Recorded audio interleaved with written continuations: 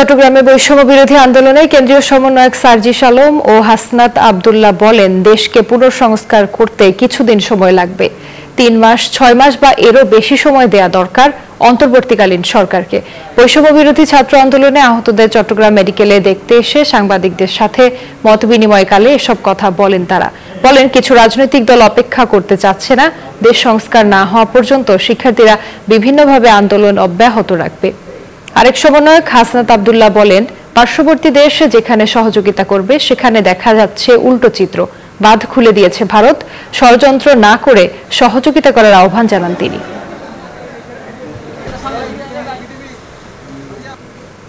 এত বড় একটা ক্ষতপূর্ণ রাষ্ট্রের সংশোধনের জন্য যে একটি সময় প্রয়োজন, সেই সময়টুকু না দিয়ে তারা যদি তাদের জায়গা থেকে এই ব্লকেটগুলো বিভিন্ন জায়গায় করে, তার মানে তারা রাষ্ট্রের স্থিতিশীল অবস্থা হওয়ার জন্য যে ফ্লোটি দরকার, এই ফ্লোতে বাধা দিচ্ছে এবং তাদের অবশ্যই ভিন্ন কোনো উদ্দেশ্য রয়েছে। যেখানে পার্শ্ববর্তী দেশ আমাদেরকে সহায়তা করার কথা, সেখানে তারা নানাবিধ বিভিন্ন আন্তর্জাতিক ষড়যন্ত্রে লিপ্ত হচ্ছে।